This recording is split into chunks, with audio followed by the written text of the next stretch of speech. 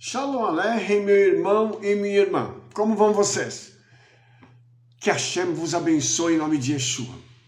Hoje eu quero tratar de um tema que é um tanto quanto polêmico, mas acredito que nós vamos conseguir extrair do texto bíblico e da tradição judaica a resposta para algumas perguntas que ainda continuam pairando no ar e que restam dúvidas, pessoas com as mais variadas opiniões e posturas.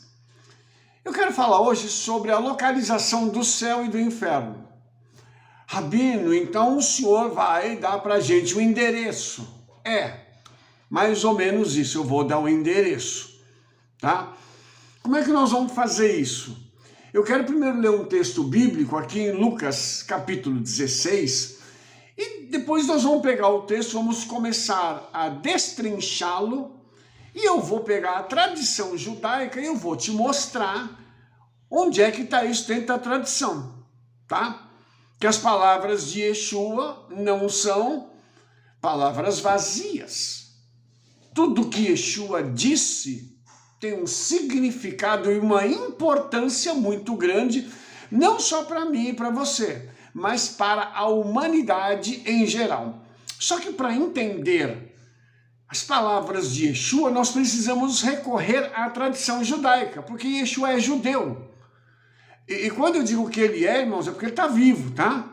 Ele não era judeu, ele é judeu, ele continua judeu. Ele não mudou a trajetória dele ou o lugar onde ele nasceu. Ele não mudou nada disso para se tornar uma outra coisa. Ele é judeu, tá? Eu quero ler para você um texto em Lucas. Vamos lá? A partir do verso 19, o capítulo 16, a partir do verso 19, eu vou ler um texto, ele é um pouquinho grande, mas vale a pena a gente ler todo. Diz assim: ora, havia um homem rico, e vestia-se de púrpura e de linho finíssimo, e vivia todos os dias regalada e esplendidamente. Esse homem aqui, ele não tem nome, tá? Havia também um certo mendigo, tá, chamado Eleazar, que você conhece como Lázaro, mas o nome dele em hebraico é Eleazar, ok? Que jazia cheio de chagas à porta daquele homem rico, e desejava alimentar-se com as migalhas que caíam da mesa do rico, e os próprios cães vinham lamber-lhe as chagas. E aconteceu que o mendigo morreu e foi levado pelos anjos para o seio de Abraão, e morreu também o rico e foi sepultado. Veja que interessante. O Eleazar, o texto diz que ele foi levado para a eternidade. E o rico, ele foi sepultado. Não tem nenhum comentário sobre o que aconteceu com ele. Mas a gente vai ver logo após que tem uma transição muito interessante. Ele foi sepultado e foi para onde? O versículo de baixo diz: Enoades ergueu os olhos, estando em tormentos, e viu ao longe Abraão e Eleazar no seu seio. E clamando disse: Pai Abraão, tem misericórdia de mim, e manda Eleazar que molhe na água a ponta do seu dedo e me refresque a língua, porque estou atormentado nesta chama. Disse, porém, Abraão: Filho, lembra-te de que recebeste os teus bens em tua vida, e Eleazar somente males. E agora este é consolado e tu atormentado. E além disso está posto um grande abismo entre nós e vós, de sorte que os que quisessem passar daqui para vós não poderiam, nem tampouco os de lá passar para cá. Aí ele continua dizendo: Rogo-te, pois, ó Pai, que o mandes à casa de meu pai, pois tenho 5 irmãos, para que lhes dê testemunho, a fim de que não venham também para este lugar de tormento. E disse a Abraão: tem Moisés e os profetas, ouçam-os. Ele disse: não, pai Abraão, mas se alguém dos mortos fosse ter com eles, arrepender-se-iam. Porém Abraão lhe disse: se não ouvem a Moisés e aos profetas, tampouco acreditarão, ainda que algum dos mortos ressuscite. O texto ele é pesado. Aqui não é brincadeira não, esse texto. Primeira coisa que o pessoal de plantão, os teólogos dizem, né? É só uma parábola. Não, isso é uma historinha que Yeshua contou. Isso é uma parábola. Imagina, não, isso não tem nada a ver, não. E outra coisa, eles dizem assim, como é que a gente está vendo aqui, como é que quem está no céu conversa com quem está no inferno conversa com quem está no céu? Imagina, isso não existe, não existe. Aí, nós vamos agora apelar para a tradição judaica. Porque no cristianismo isso aqui fica sem explicação e as pessoas, como não entendem a tradição judaica, o que eles dizem? É só uma parábola.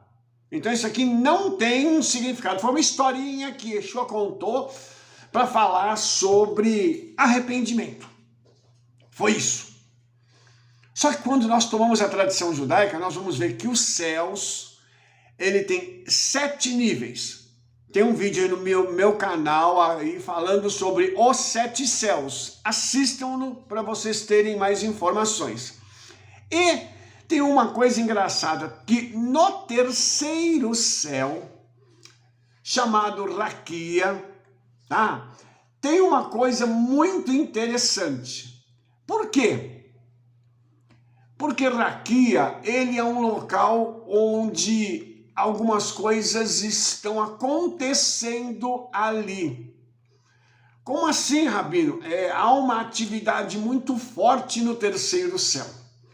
Então, o terceiro céu, segundo os nossos sábios e rabinos, está escrito assim, é o local em que os espíritos daqueles que partem desta terra habitam, ou seja, no Gan Eden, que também é chamado de seio de Abraham, isso eu estou falando da tradição judaica, tá? Ou o Geena, o inferno, o destino daqueles que partiram sem a obediência à palavra do Eterno. Então, na tradição judaica, o céu e o inferno estão aonde? Em paralelo um do outro. O céu que eu digo é o Gan Eden, é o lugar para onde os salvos vão. Nossa, verdade!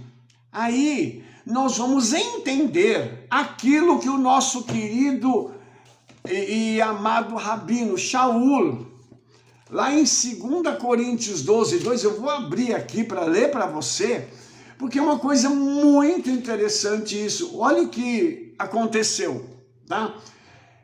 O Rabino Shaul, em 2 Coríntios 12, 2, ele diz assim, conheço um homem no Machia que há 14 anos, se no corpo eu não sei, se fora do corpo eu não sei, o Eterno sabe, foi arrebatado até o terceiro céu.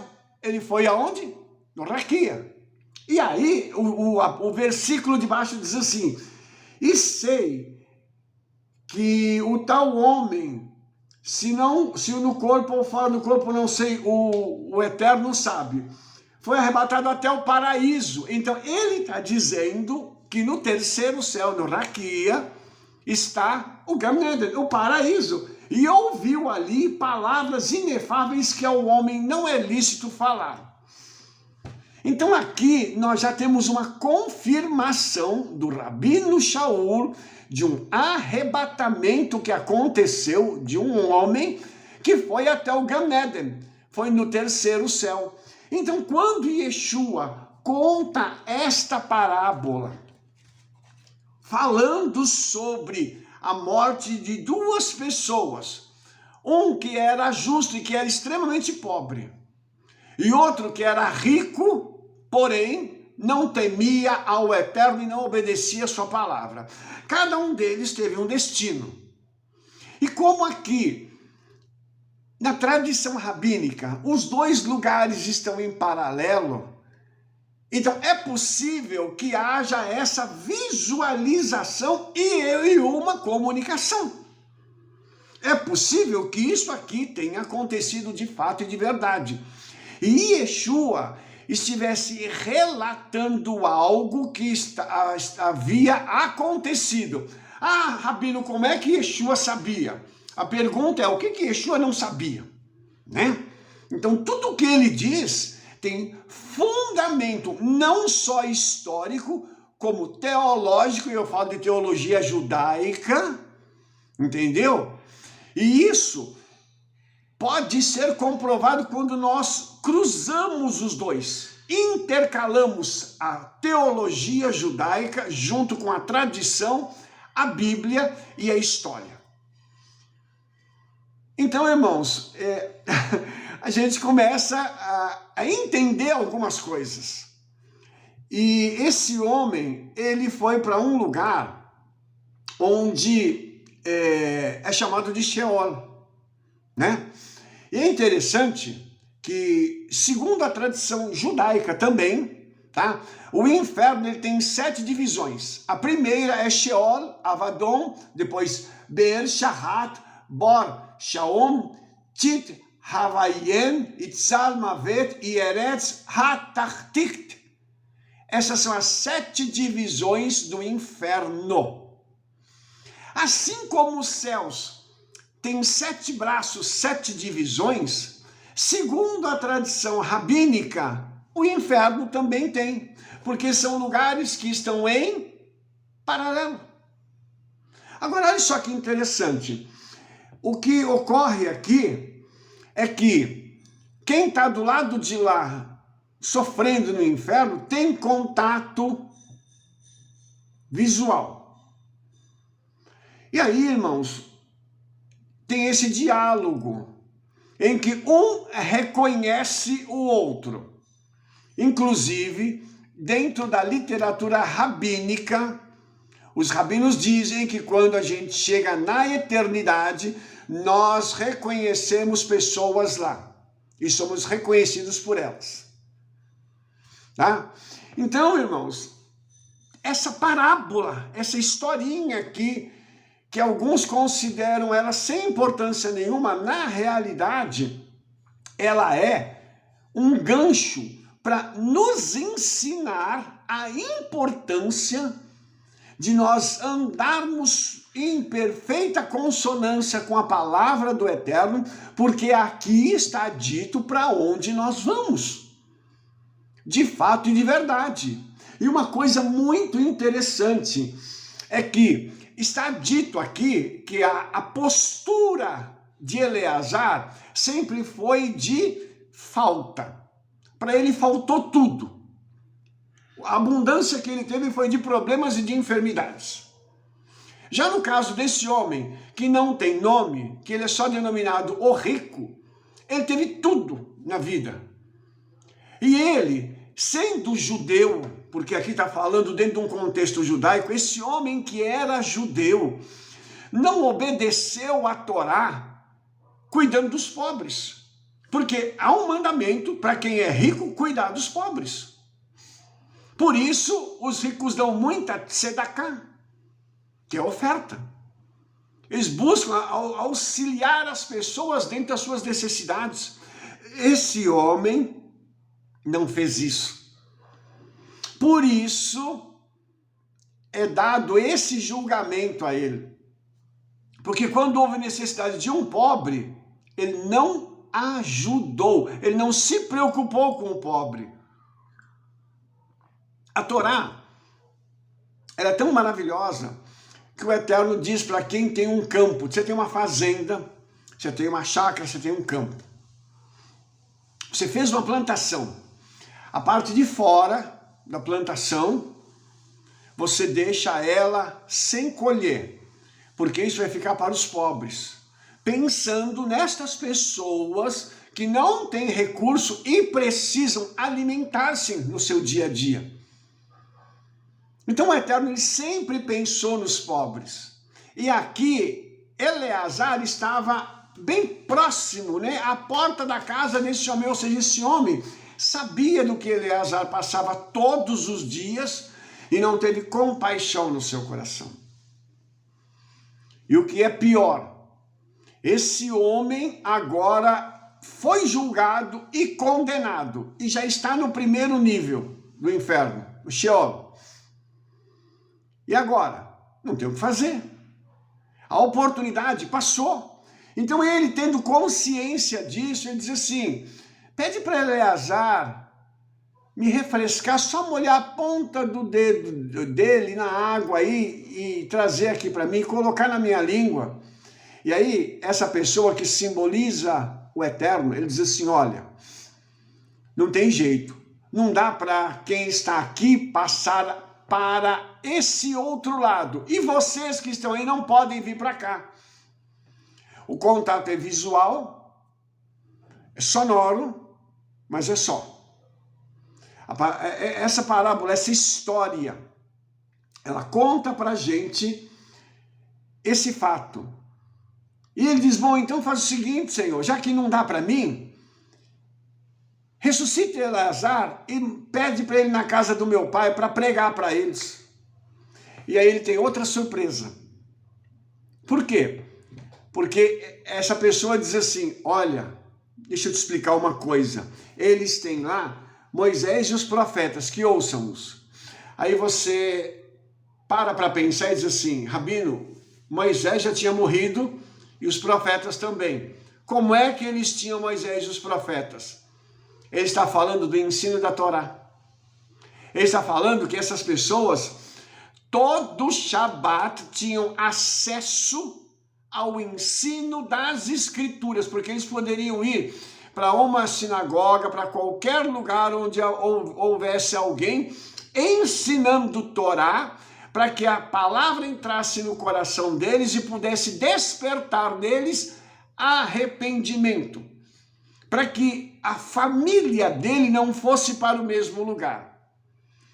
Uma questão interessantíssima aqui é que agora esse homem está preocupado com a família dele, mas no passado nunca se preocupou com nada.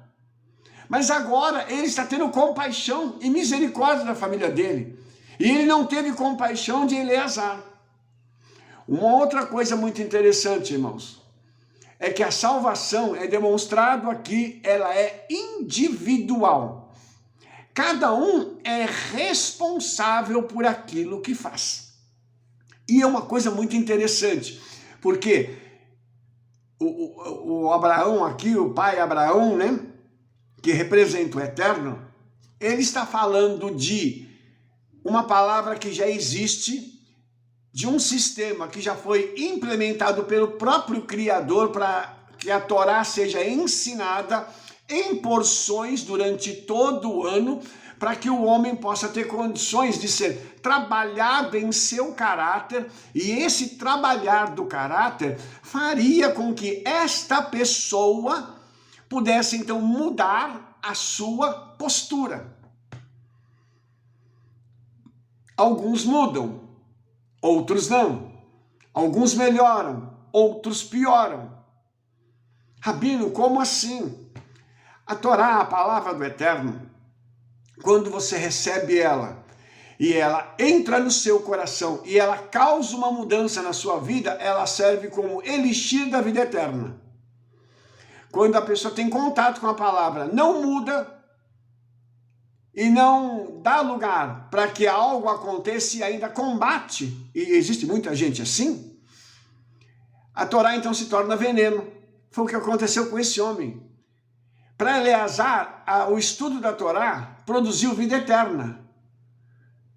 Para esse homem, foi um veneno que levou ele para o inferno, porque ele não quis ouvir, não quis obedecer e não permitiu que a palavra transformasse o seu coração. E, obviamente, a sua conduta. Então, tudo isso aqui mostra para a gente que esta parábola, na realidade, não é uma historinha sem sentido contada por Yeshua. Yeshua inventa uma história na hora, né? Eu já vi gente dizendo isso. No YouTube você deve já ter assistido pessoas que não acreditam que isso aqui é verdadeiro. Mas quando você pega a tradição judaica, a tradição está confirmando, corroborando as palavras de Yeshua, mostrando para a gente que no primeiro século, os rabinos, os sábios e as pessoas já tinham acesso a essas informações, porque Yeshua está contando uma história que todo mundo já conhecia, Porque ele chegou para um público e contou isso aqui. Ele não ia fazer algo que as pessoas não iriam entender, que as pessoas não pudessem acessar esta informação e serem transformados por aquilo que eles estavam ouvindo. Então, amados, eu quero finalizar esse vídeo hoje te dizendo uma coisa. Nós precisamos prestar atenção à palavra do Eterno. Tudo que Yeshua disse, ele disse com uma propriedade, uma simplicidade muito grande. Mas ele não disse nada que as pessoas não soubessem de antemão. E ele dá, digamos assim, uma roupagem um pouco diferenciada para as palavras da Torá, para aquilo que os sábios disseram. Mas ele nunca falou nada que as pessoas não conhecessem. Nunca.